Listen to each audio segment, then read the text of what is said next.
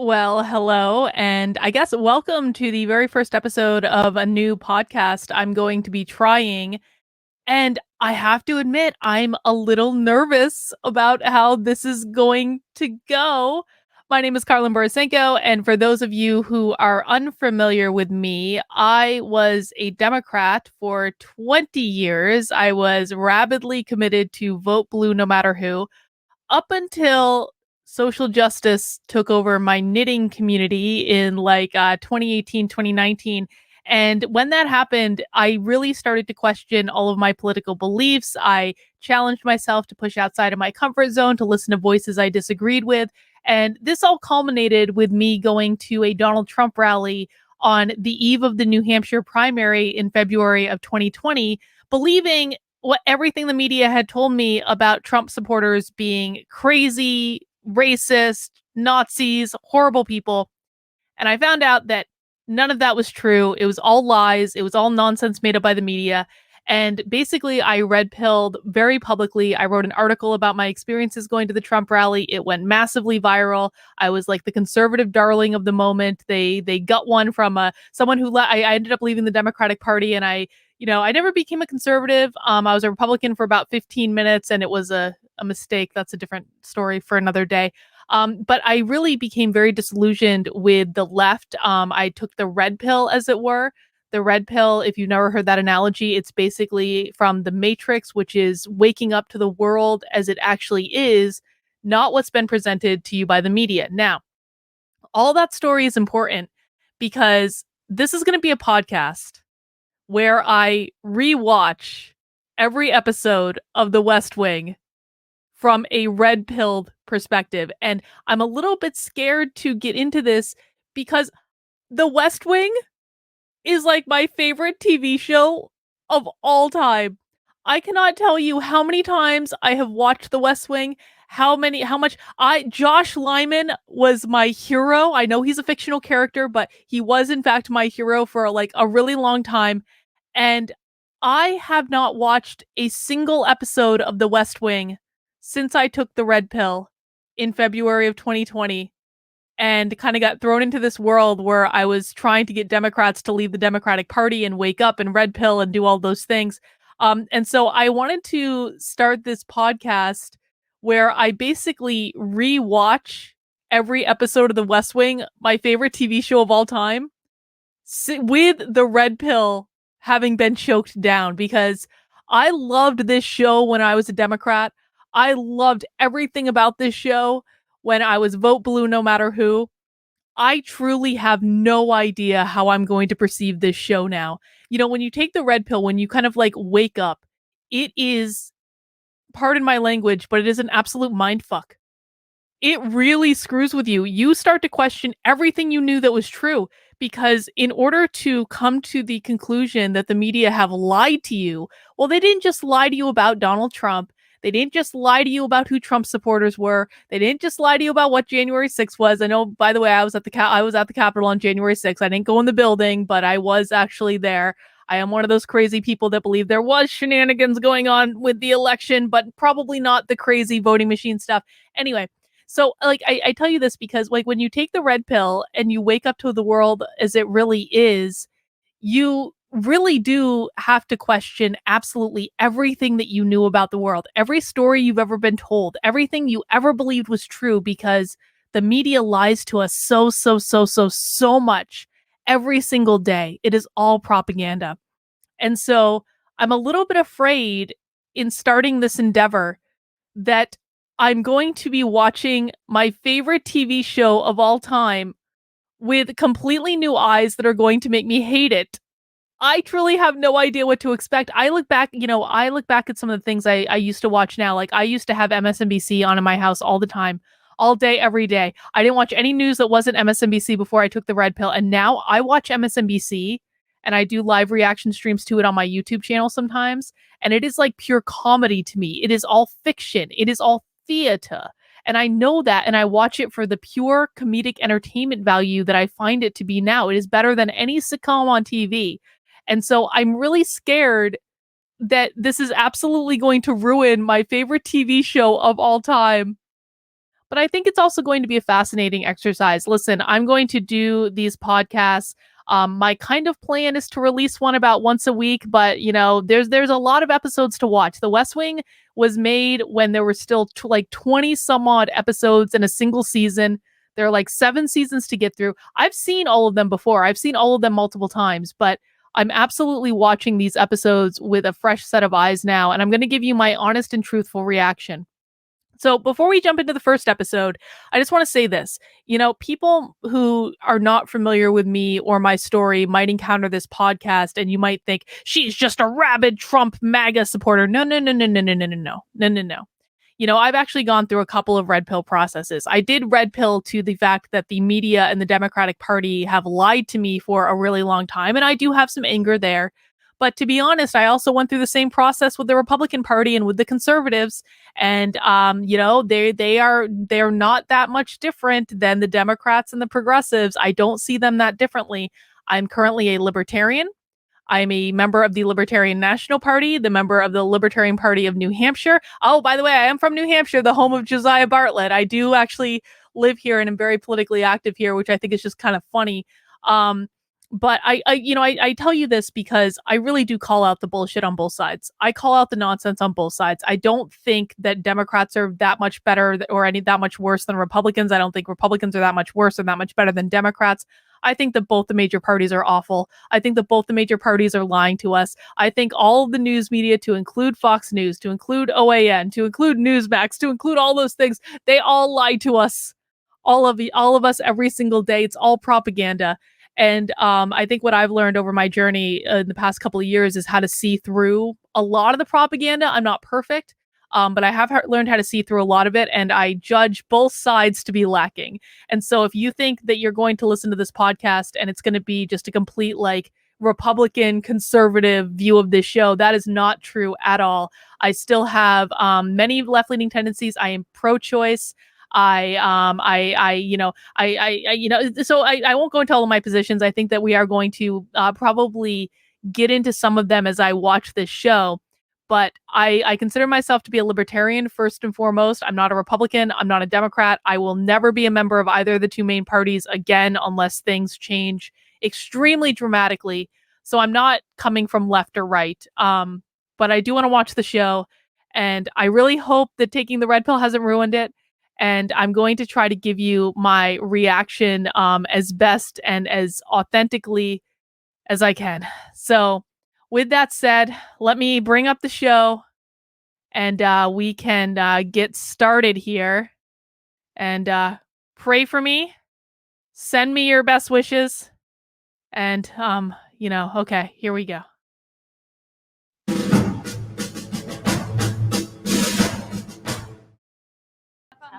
I'm in the shower. It's POTUS.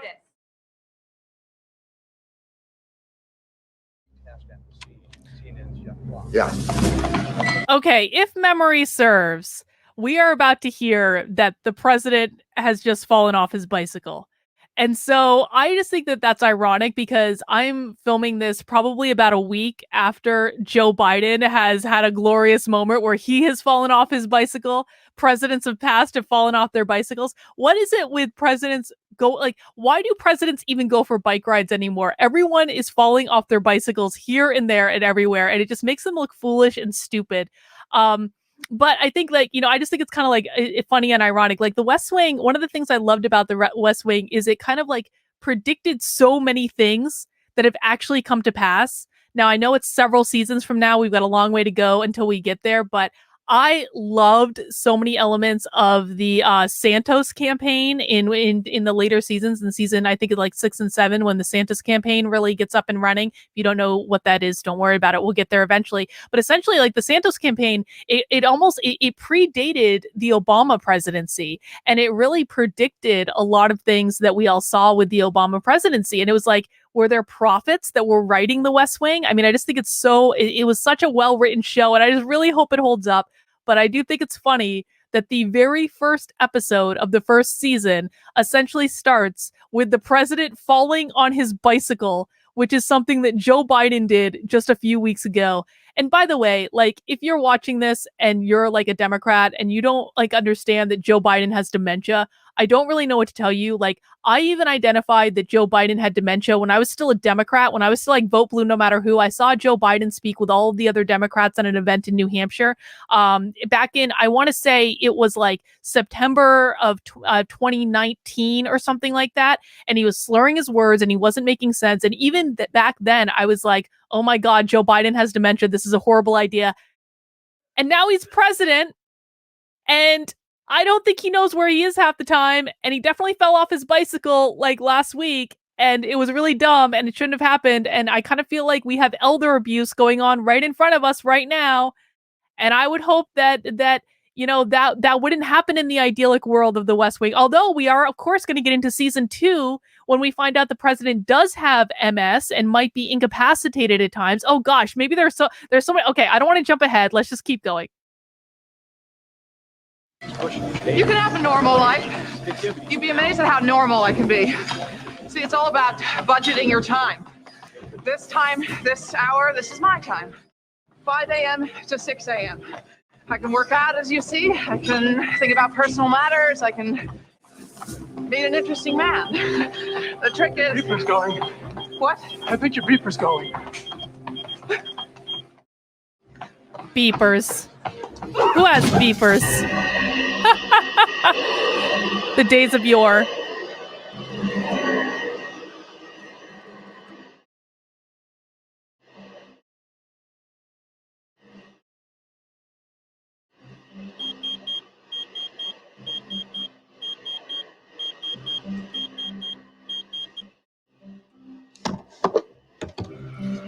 I mean, so basically what we're seeing now, for those who are watching the audio version, is CJ was just running at the gym at like 5 a.m. and her beeper went off, and now we're looking at Josh Lyman at his desk and his beeper has just gone off, and it's making me remember that this was in an era before like cell phones were ubiquitous, which is like the news cycle since the West Wing and how people consume their news has completely changed.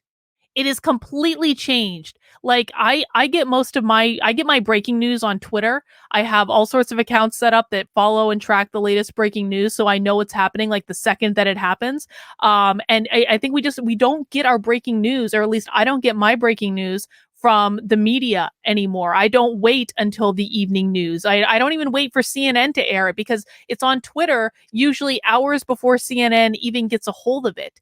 And so how we consume information and how we consume the news has completely changed since The West Wing was filmed. And I think that that's kind of a fascinating thing to think about, is how would some of the elements of this story play out now, given just how much things have changed, and also like the echo chambers. Because if memory serves, and again, I have not watched any of these episodes since I red pilled over 2 years ago.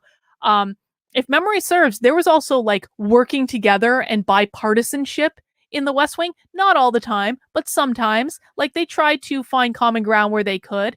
And I just don't think that happens at all today. So it's like we're kind of like looking into a completely different political time, and it makes me wonder where, like, has politics always been as cutthroat on the inside as it kind of is now, where both sides are just digging in their heels and are unwilling to compromise? Or did cell phones and social media really change everything in terms of how politics operates? I mean, Andrew Breitbart says politics is downstream from culture.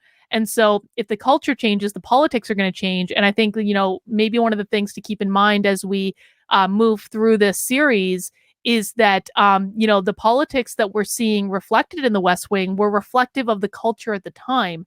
And the culture has completely changed and completely shifted. Yo, this is Josh Lyman. What's going on? We ask at this time that you turn off all electronic devices, stow your tray table, and return your seat backs to the full and upright position. We will be landing shortly at Washington Airport. Sir, I need you to turn off your computer. I'm just about done. I need you to turn off your laptop, sir. It interferes with our navigational systems. You know, when you guys say that, it sounds pretty ridiculous to most people, right? Sir? Mr. Ziegler? Toby was ahead of his time. Just patched up to the cockpit for you. I'm not sure I've got it right. POTUS in a bicycle accident? Bicycle accident. You got it right. You can't use your phone until we land, sir. We're flying in a Lockheed Eagle Series L-1011. Came off the line 20 months ago. Carries a SIM-5 transponder tracking system. Are you telling me I can still flummox this thing with something I bought at Radio Shack? You can call when we land, sir. You know, one of the things I loved about The West Wing was how smart the people were, how like they just knew everything. And one of the things that I loved about, I mean, all the characters did this, but like Josh Lyman's character specifically, like Josh Lyman knew everything. He knew every possible detail, and what he didn't know, he like could suss out pretty readily. And I just like, I always wanted to be that person that had access to like that much information and that much recall. And, you know, kind of having been so in what happened to me after my Trump rally article went viral is I got thrown into a world where I did have access to like influencers, and I was around a lot of, you know, very well-known people, and, you know, people and politicians and their staffs and that sort of thing. And it okay, you know what, there's no beating around the bush. A lot of them are dumb. A lot of them are dumb. They are not like the people in the West Wing. They are not at all. And I that's true on the left, and that's true on the right. It's true of the Democrats, and it's true of the Republicans. But here's my question: is like I don't know if it was true like then. Have people gotten dumber? I don't think the educational system has helped. I don't think that people, you know, really are required to be smart in order to get these types of jobs nowadays. They're just required to have followings and you know, and knowing the right people, and that's really all it is. And so I guess my question is, were people always this dumb in politics, or is this like a new event? Because what I experienced being around these people is significantly different than the intelligence that is portrayed on the West Wing.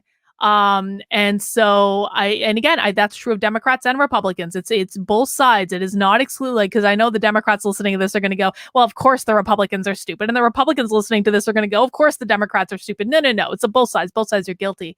But I think that's one of the things that was most disappointing to me about red pilling is honestly realizing how stupid the people who run our government are at every single level. And let's not even get into the bureaucrats, like the people that are like the employees that are not elected or aren't staff of elected officials. Like the bureaucrats are some of the dumbest people imaginable.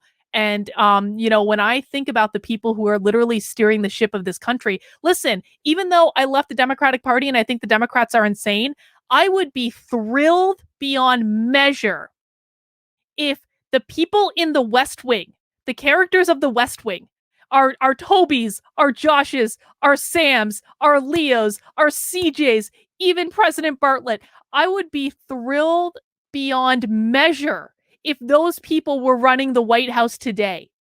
Even though they're Democrats, and even though I think the Democratic Party is crazy, if these Democrats were in charge, like these good kind of like 90s Democrats, which is like, I basically like became a Democrat in the 90s because the Republicans were like trying to censor everything, and I viewed them to be like conservative religious nutcases and all that stuff. I would be thrilled if these Democrats existed today. I would be thrilled if these Democrats were running the White House today. It would be light years beyond and better than what is currently there, which is a dementia patient and people who think that the most important thing about anyone is the color of their skin or who they sleep with at night. And I don't think those things are important. I think competency is important, and I think intelligence is important. And I just wish so much the Democrats that existed in the West Wing, I wish they were real, and I wish they were actually in the West Wing today. But sadly, they are not. Also, I never got my peanuts. These people. Not need these. Josh. People.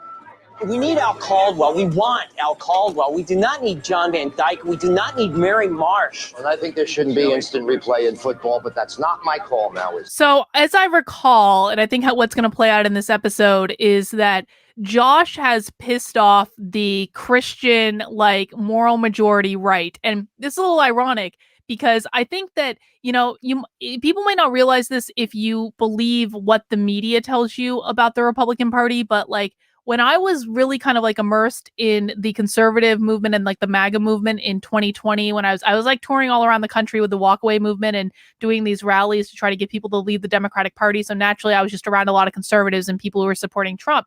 And I think people perceive that Trump supporters and conservatives were basically like what is being portrayed as like these Christian like conservatives that are very bigoted towards everyone else. And that just wasn't the truth. That wasn't who they were. It was actually a highly inclusive movement, believe that or not. There were people of all different skin tones, all different sexual orientations, like all different, even genders, yes, even like trans people and stuff like that.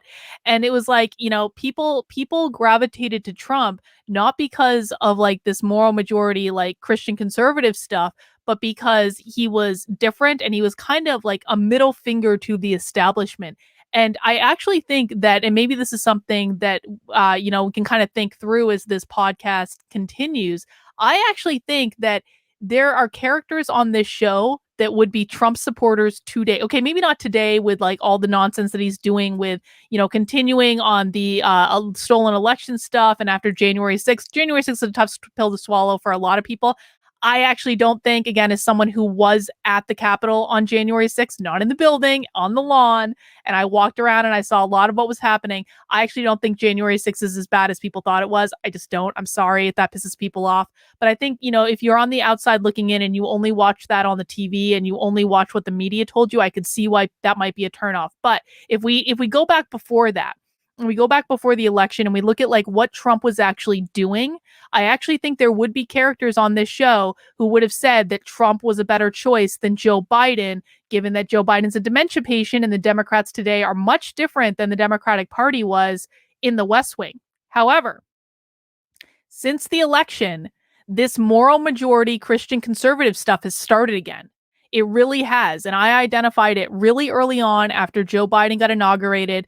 And I've only seen it grow and grow and grow in the last year and, you know, whatever, like 6 months, year and a half or so since Joe Biden took office. And it is making a comeback. I truly believe we are going to see Christian moral majority part two, like Christian conservatives. And this is not a knock on Christians in general, and it's not a knock on conservatives in general. It is a knock on people who would legislate based on their religious values and try to force everyone to live their values. So the people that Josh pissed off in this episode, I actually think that it's kind of funny that Leo is saying, like, you need to work with these people. You need to work with these people. That would never happen today. It would never happen today. There is no one in the Joe Biden White House saying, you need to figure out a way to work with conservatives. That is not happening at all. And so I think, you know, even very early on, 7 minutes into like the first episode of the first season, we're already seeing that this was a different era of what the Democratic Party found acceptable behavior. And I'm one that thinks like people should be seeking compromise. Like if they're acting like adults, like adults need to compromise. I'm filming this like a week after Roe v. Wade has been repealed. I have very mixed feelings about it. From a states' rights perspective, I think it's probably the correct decision. And as a libertarian, I think power should be returned to the states. However, I think it was one of the most boneheaded political moves that Republicans have ever made ever. I think it's going to really come back to bite them. And I cannot stand people who legislate based on their religion, because not everyone practices Christianity. I am not a Christian. I do not practice Christianity. I do not have the same values as Christians. Okay, I have some of the same values, but not because of what it says in their book. And I just think it is wrong to try to force your religious values on other people through legislation. That's forcing people to live the way you would. And so, you know, so I guess this is a comment on like what we're seeing in the West Wing was at a time, and I believe this was like in the late 90s, right? Late 90s-ish. What we're seeing, either late 90s or early 2000s. And what we're seeing is a different time where the chief of staff of the White House was telling his deputy, you have to work with these people. You have to get these people on board. You have to be diplomatic. You have to try to find ways to compromise. That would not happen today. And that is a problem. He was stupid. Damn straight. It was right, though. Like, I don't know that. Is there anything I can say other than the president rode his bicycle into a tree? He hopes never to do it again. Seriously, they're laughing pretty hard. He rode his bicycle into a tree, CJ. What do you want me? The president, while riding a bicycle on his vacation in Jackson Hole, came to a sudden arboreal stop. What do you want from me? A little love, Leo. What do you know about the Cubans? I don't know any more than Josh. Somewhere between. You know, like I said, this is filmed like a week after Joe Biden fell off his bicycle, and so I think it's just a little ironic that that CJ is like freaking out as the press secretary over how to spin the fact that the president fell off his bicycle and rode it into a tree. And what this tells us is that the media was concerned with nonsense then too. Like, someone falling off a bicycle is nonsense. It is not news. People fall off bicycles all the time. If this is what the media is focused on, that means they are fundamentally not doing their actual jobs as journalists, which they haven't done in a long time anyway. But if like you're focused on the fact that someone fell off a bike, that is not news. That is a sidebar at best. That is like a tweet. That's not even like a journalist tweet. That's like a trolley tweet saying, haha, look how stupid they are. And the fact that CJ is freaking out over how she's going to spin the fact that he fell off a bike, it really shows us that maybe journalism hasn't actually changed that much since this was filmed. They were focused on nonsense then, and they're still focused on it now. The president's not going to fire Josh Lyman. He doesn't have a choice. Listen, I had drinks with Sam Seaborn last night.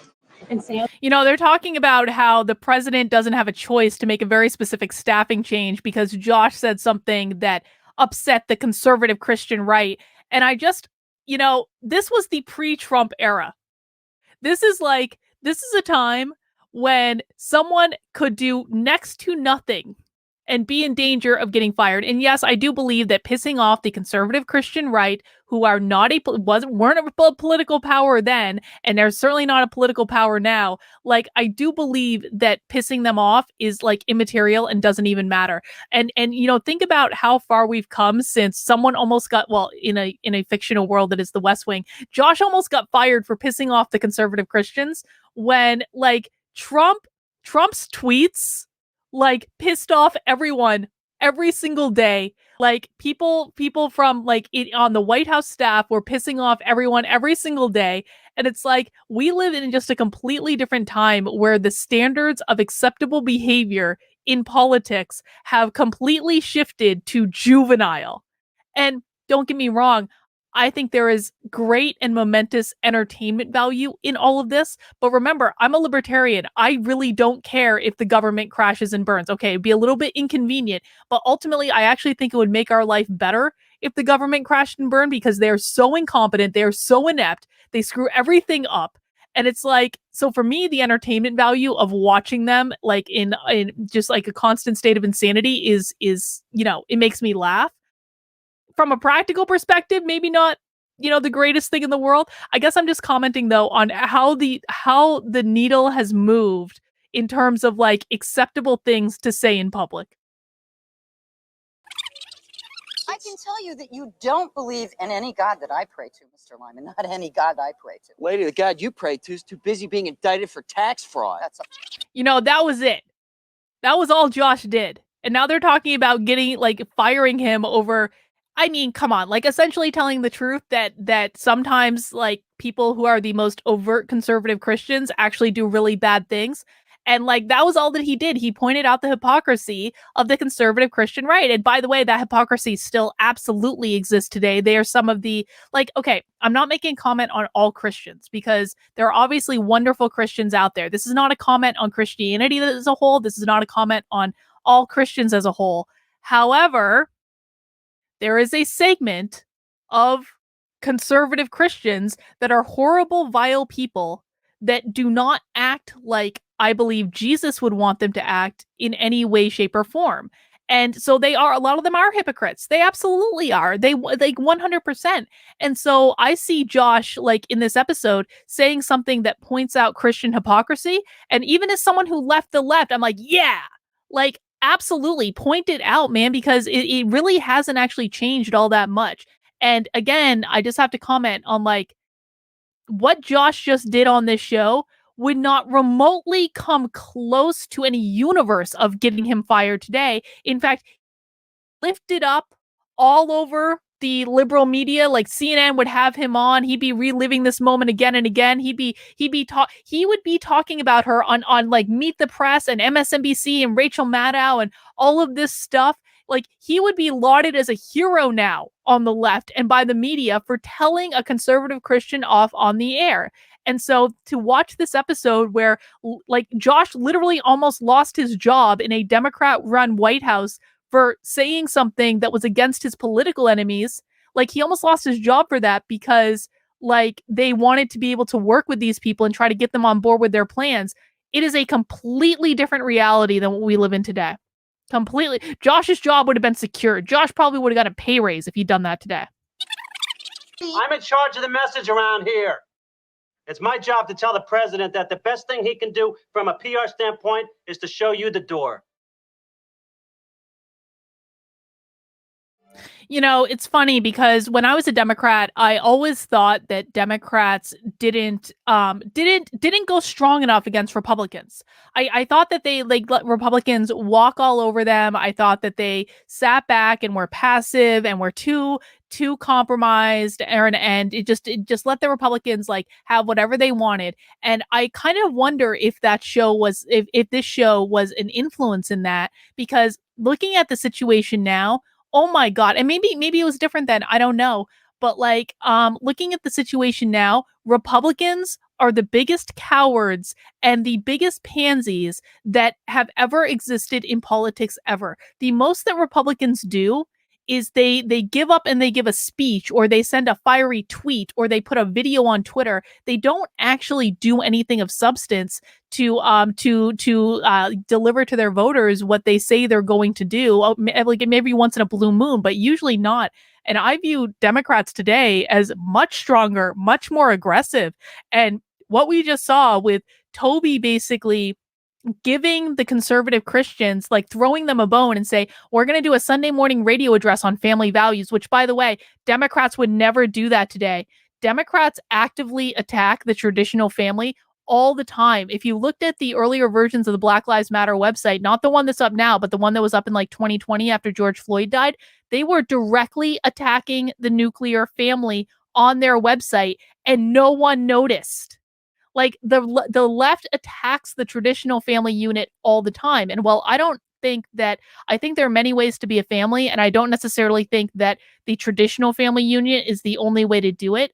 The fact of the matter is that Democrats don't put value or stock in this at all anymore. So what's going on right now would never happen today.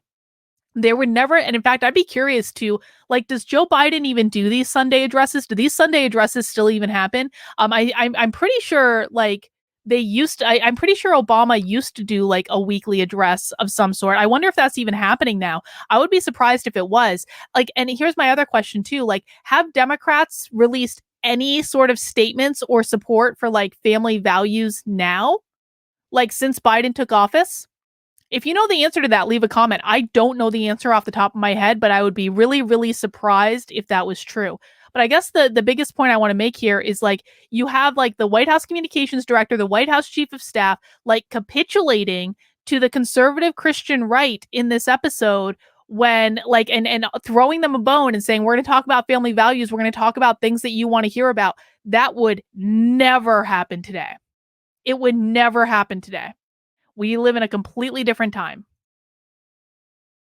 Come to the meeting. Be nice. Keep your job.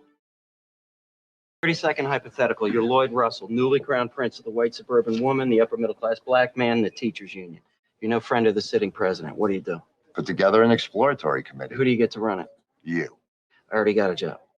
For the moment. Who do you get? Well, if I could get Mandy to leave $900,000 a year at Lennox Chase, I'd get Mandy. You'd be smart. Hey, come to think of it, you think she'd be interested in his job? You're in luck. Chantel? Just got here today. What's she doing? Working for Lloyd Russell. So I just want to say a couple of things. A, I hated the character of Mandy. I thought she was dumb, and I'm really glad that she only lasted one season. And I'm glad that we won't have to suffer that character for that long, because what I saw her do on the show was not remotely in any way worth $900,000 a year. But that's just like a character thing. I just want to say more broadly, I just want to say more broadly that, they're talking about, getting basically being challenged by a member of their own party for re-election almost like more than 2 years out from when the election was going to happen. And I think that, again, this was like what, like this was like the late 90s, like early 2000s.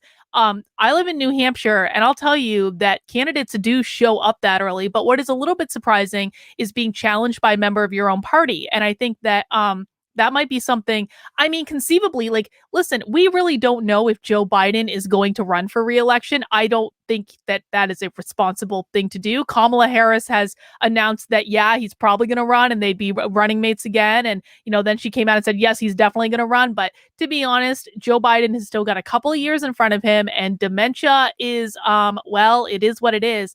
And I would not be surprised if there were internal challengers in the Democratic Party. And to be quite frank, like, who do they even have? Like, the people that could be the front runners work for Biden. So you got like Pete Buttigieg. I guess you could probably say Kamala could challenge him. That'd be a little weird. She's the sitting vice president. She also got exactly 0 electoral votes when she was running for president herself. So I don't think that's going to be the best idea in the world.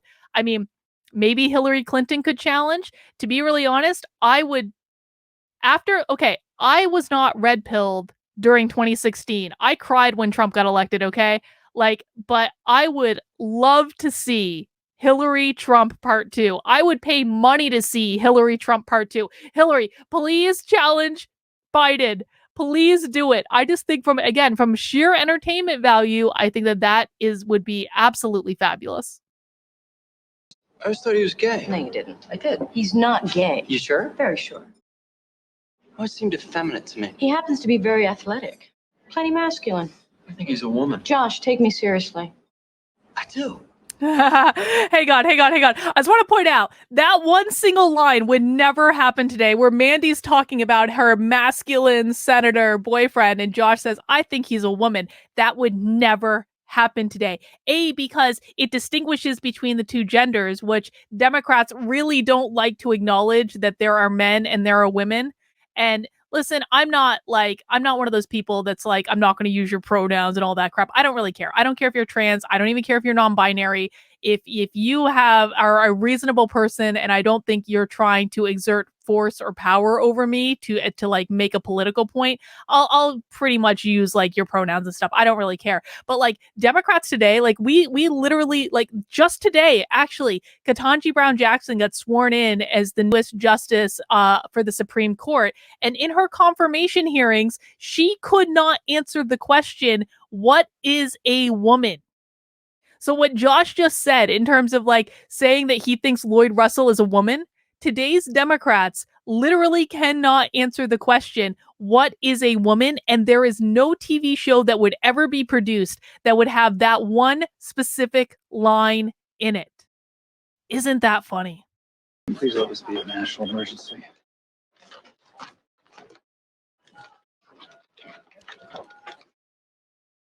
Can we just talk for a second? So what's going to happen is Sam is going to give a tour for Leo's daughter's 4th grade class, in which he's going to think Leo's daughter is in the class, but she's not. She's the teacher of the class.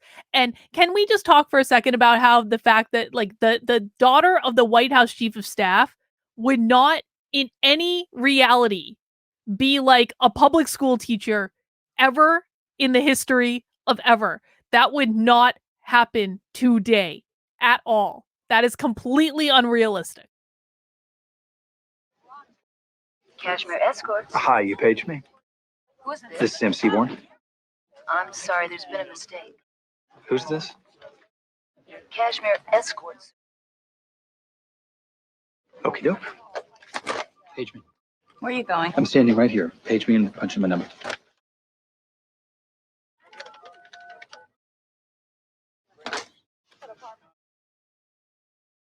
You switched pagers with someone. A woman's about to call me. She's not going to know why. Put her through.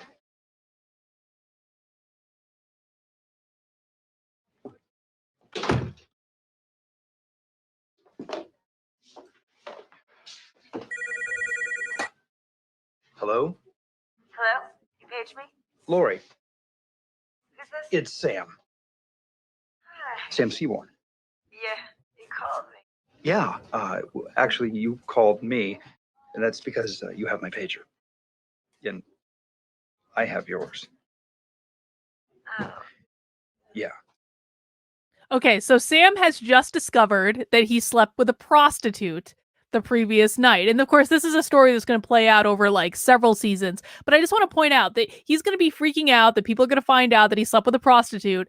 And now we live in a reality where Trump actually, well, depending on who I guess you speak to, but I believe he did it. Trump slept with a porn star when his wife was pregnant, and has probably had all sorts of other affairs as well, and literally got elected president after he had a tape release that said like women let him grab them by the you know what.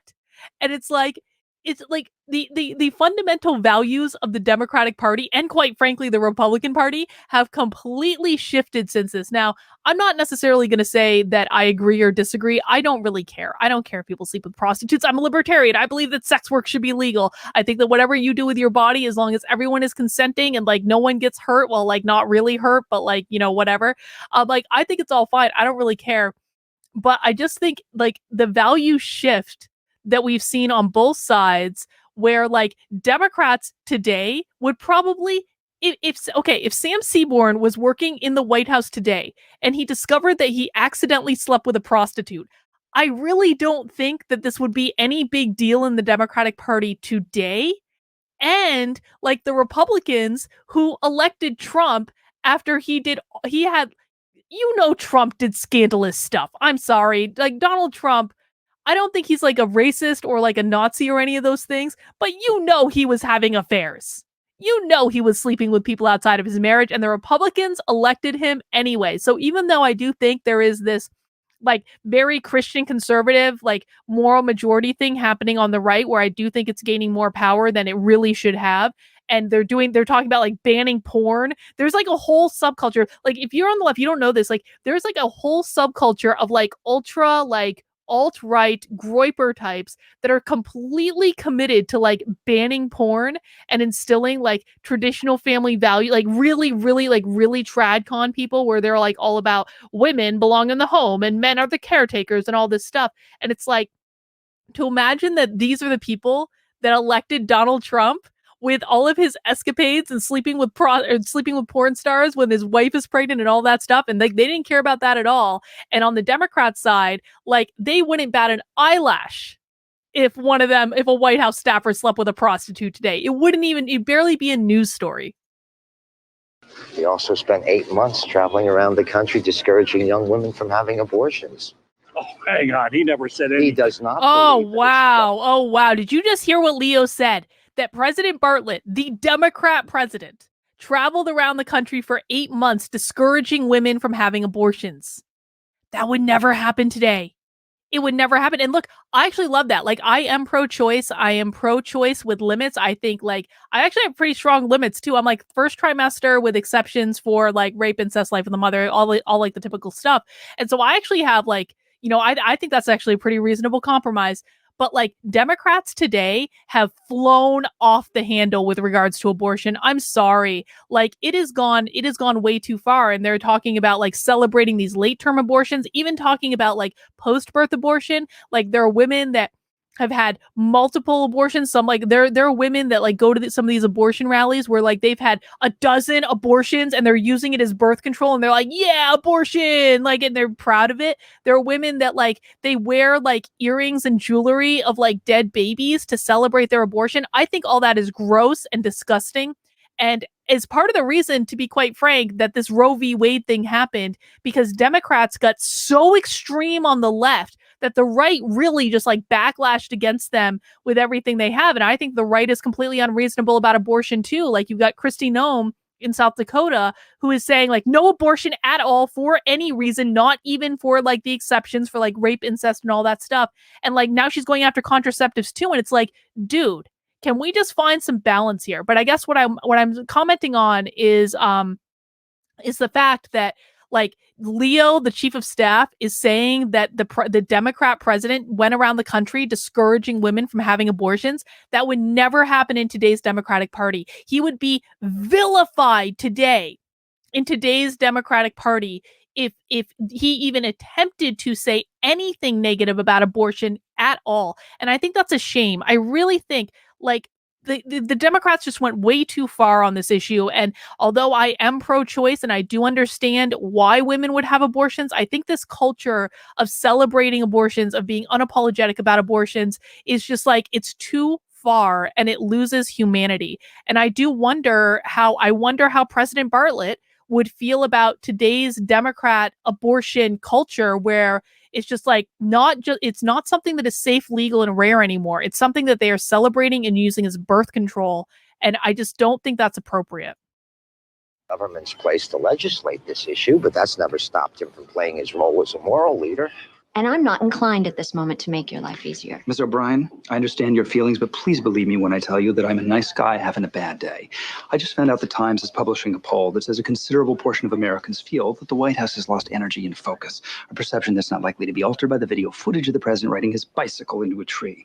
As we speak, the Coast Guard are fishing Cubans out of the Atlantic Ocean, while the governor of Florida wants to blockade the port of Miami. Can you imagine a reality in which the biggest concern that exists in the Joe Biden White House today would be that the New York Times published a poll that says the White House has lost energy and focus?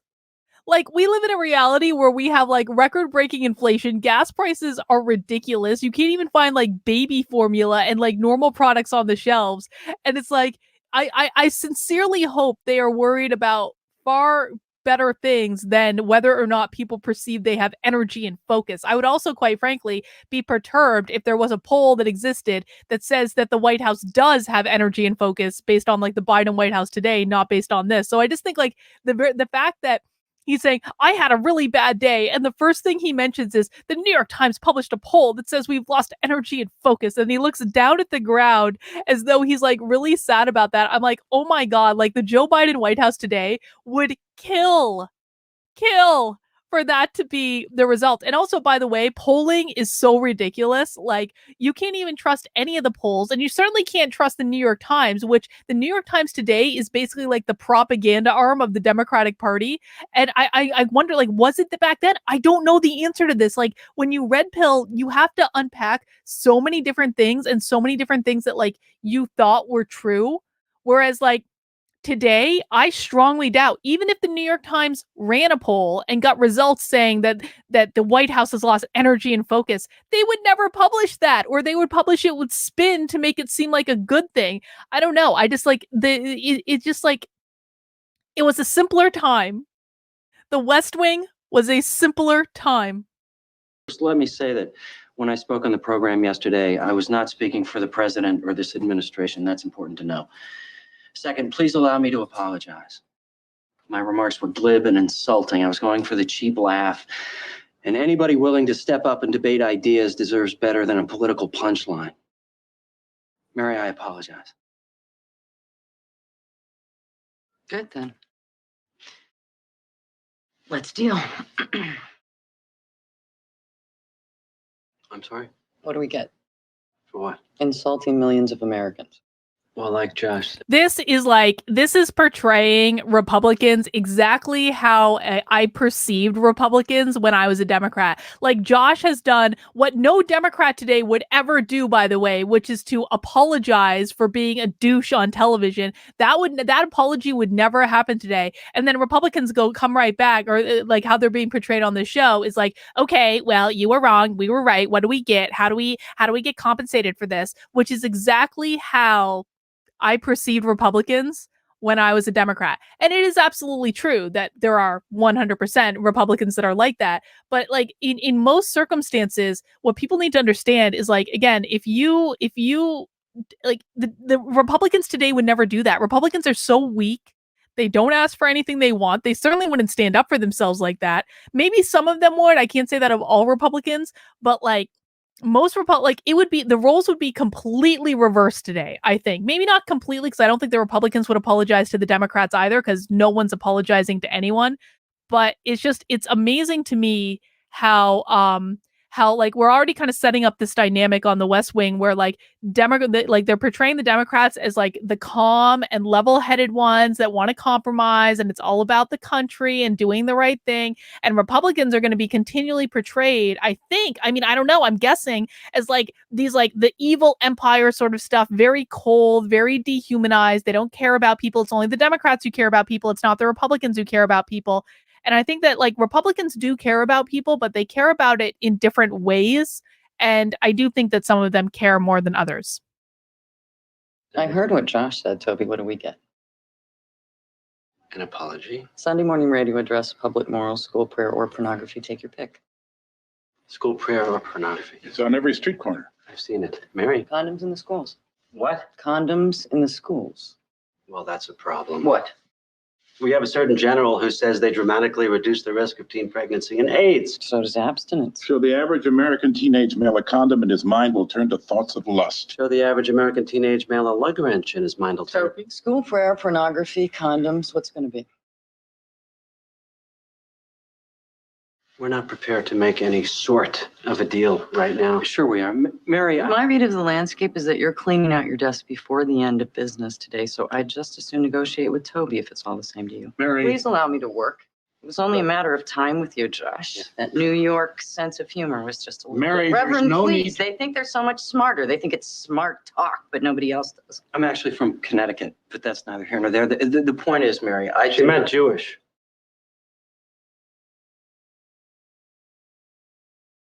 That was definitely anti-Semitic. I'm sorry. It was. Okay, it was an off the cuff remark, but that was definitely bad. And, you know, I think like, so I've been to CPAC twice since I red pilled. I went in 2020 and 2021. I didn't go last year or this past year, and I don't think I'll go again. I don't plan to anyway. But you know what I will say is like, that's not who Republicans are. Republicans are not anti-Semitic. Conservatives are not anti-Semitic. Actually, like the CPAC has a very real presence in Israel. They're very supportive of Israel. And there was like, I actually went to like this amazing Shabbat dinner at CPAC. Like we hung out with all the Jews. They had really great food, a great dance, and great time. And so I don't perceive Republicans and conservatives to be quite. Even the Christians, like I don't perceive them to be as anti-Semitic as was just portrayed on this show. And I think maybe that was a little bit unfair. And on the flip side, like Democrats hate Israel. Democrats are actually, I perceive to be more anti-Semitic a lot of times than Republicans. I'm speaking as a collective. I'm not speaking about individuals. I'm not saying that all Democrats are anti-Semitic. I'm not saying all Republicans aren't anti-Semitic. There are absolutely, this is 100% true. There are absolutely a significant number of people on the alt-right, which not all Republicans and conservatives are alt-right. Most of them are not. But there is absolutely a significant number of people that are legitimate alt-right that use the word Jew as an insult. And they actually mean it. There's actually a faction of people online that say I'm not white because they call me a Jew because I push back on the overtly racist and anti-Semitic nonsense. And so like there is actually definitely that element on the right. But to be honest, I've actually seen Democrats and progressives say things that are just as anti-Semitic as I see the alt-right saying. It's like they're two sides of the same coin. It's horseshoe theory. You have the extreme parts of the left and the extreme parts of the right. They're so similar to each other, and they're definitely both anti-Semitic in their own way. But average Republicans are not as anti-Semitic as what was just portrayed. May I ask you a question, sir? Of course. If our children can buy pornography on any street corner for $5, isn't that too high a price to pay for free speech? No. Oh, good answer. Because there are actually elements of the conservative right, and they tend to be more alt-right, that are like trying to ban pornography and are really adamant that we should ban pornography. Now, of course, that's never going to happen. The Supreme Court has already ruled that this is a free speech issue. But I absolutely like agree. Like, I'm not going to say that pornography is the right thing for everyone. I think everything in moderation. I don't think it's necessarily the worst thing either. But the fact of the matter is like once you start banning that, it's a slippery slope down to banning other things. And who gets to decide what's pornographic and what's not? If you start banning porn, pretty soon you're going to be banning art, and it just goes from there. So this is actually one of the moments that I really loved about this show. I'm a First Amendment absolutist, and I love that in the very first episode of the very first season, when asked like, isn't pornography being on every street corner too high a price to pay for free speech? And Jeb Bartlett did not hesitate. He did not stutter. He said no. And he's about to say, but $5 is too high a price to pay for pornography. Really? On the other hand, I do think that $5 is too high a price to pay for pornography. See? My granddaughter Annie had given an interview in one of those teen magazines, and somewhere between movie stars and makeup tips, she talked about her feelings on a woman's right to choose. Now, Annie, all of 12, has always been precocious, but she's got a good head on her shoulders, and I like it when she uses it, so I couldn't understand it when her mother called me in tears yesterday. I said, Elizabeth, what's wrong? She said, it's Annie. Now, I love my family. And I've read my Bible from cover to cover, so I want you to tell me, from what part of Holy Scripture do you suppose the lambs of God drew their divine inspiration when they sent my 12-year-old granddaughter a Raggedy Ann doll with a knife stuck through its throat? That is absolutely something that would happen today. I 100% believe that. Listen, I've been canceled by both the left and the right. I've actually been canceled significantly more by the conservative right than I have the left. And, there's a difference in cancellation that happens. The left goes after your money, and they try to prevent you from having any sort of life as long as you're speaking out against them. But the right go after you personally. Almost, I'm pretty sure, I'm not positive about this, but I'm pretty sure that every death threat I've ever received has been from the right. Every single one. And so it is absolutely something that a fringe alt-right group would do to send a child a doll with a knife stuck through it to make the point that she's not allowed to talk about their favorite issue of abortion and express her opinions on it. That is absolutely something that would happen. Now, I'm not suggesting that all conservatives would do that. They're even in the West Wing, they're even portraying it as this is a fringe extremist group. And that is the truth. These are fringe and these are extremists. But I also think it's probably like not just the most extreme people that would do that today. Like I said, I've gotten death threats on multiple occasions, and I'm pretty sure they all came from the right. And I don't think they're coming from fringe extremist groups. I think they're coming from people that are flexing their muscle and are angry and are lashing out because they're pissed off over whatever. But I guess I just want to say that like that is absolutely a believable thing. I do think that something like that would happen today. Naval intelligence reports approximately 1,200 Cubans left Havana this morning. Approximately 700 turned back due to severe weather. Some 350 are missing and presumed dead. 137 have been taken into custody in Miami and are seeking asylum. With the clothes on their back, they came through a storm. And the ones that didn't die want a better life, and they want it here. Talk about impressive. My point is this. Break's over. Thank you, Mr. President. Thank you, sir. I think I know that open borders are one of the Republicans' key issues, and they have a lot of problems with what's going on at the Mexican border, and I understand why. And I don't believe in open borders. I do think that the immigration system needs to be dramatically reformed. I think that citizenship should be much easier to attain. I think there should be a path for citizenship for people here. I'm married to an immigrant. I spent 4 years fighting in the immigration system to make sure that he had a green card and wasn't going to be deported after we got married. So I am very sympathetic to like how bad the immigration system is and all that. But I will say this too. It's like when you stories like this just tug at my heartstrings, because it's like you have a place like Cuba where the quality of life there, I think, I'm not sure, but I haven't heard good things from people who have relatives in Cuba that are like in my community. And if people are willing to risk everything and risk their lives to get here for something better, I mean, it seems like a shame to me for Republicans to go so hard line like that. I think that they would go today and would want those people to be immediately deported and sent back. And I just think that well, I don't think that borders should be completely open. I think there needs to be like a compromise between the two things. And maybe it just pulls at my heartstrings. Maybe I, it's this country was built by immigrants. This country was built by people who took voyages like that.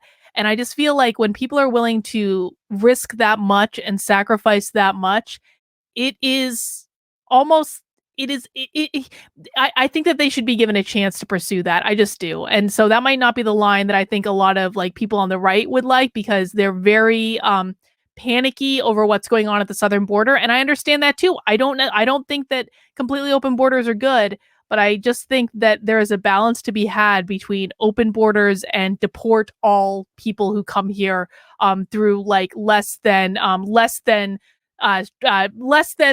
normal procedural means.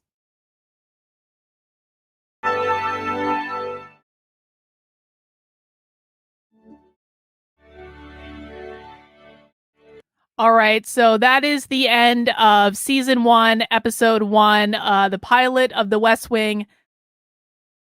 I feel a little bit better now because, there was nothing really wrong about that show. It was very kind of like almost nostalgic for me to watch the show, given where I am now and given the shift. And it's like I said, I think during the episode, it was a simpler time. The show is a simpler reality. It's like it was a reality before everyone had a cell phone in their pocket and had instant access to whatever was going on in the world. It was a reality in which, social media wasn't destroying our lives yet.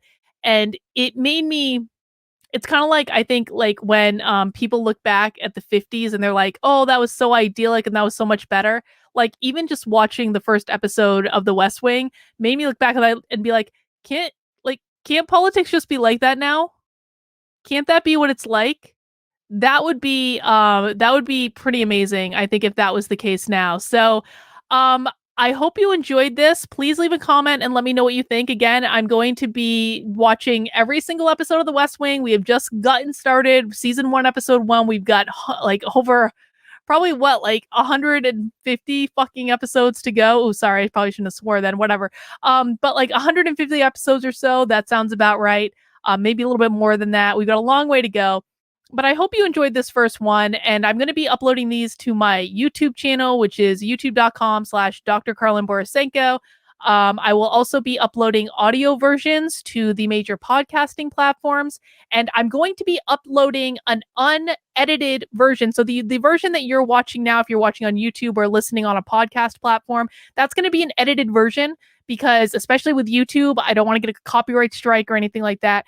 But I will be uploading an unedited version to my locals community for the supporters in my locals community. So if you would like to join and get access to exclusive content and also all sorts of perks, you get private Zoom calls, you get access to my supporter only Discord, head over to kb.locals.com/support.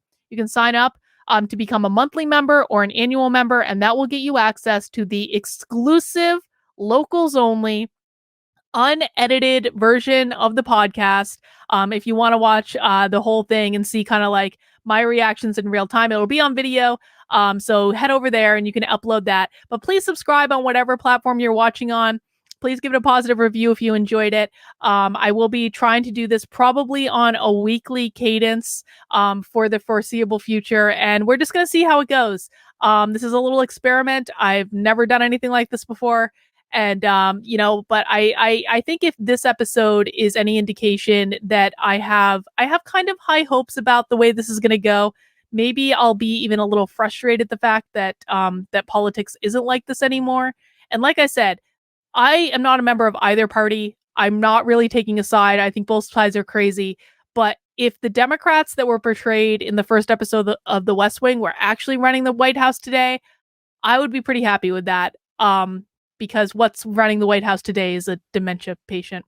All right, guys, that's all I have. We'll see you next time. Take care. We'll see you soon.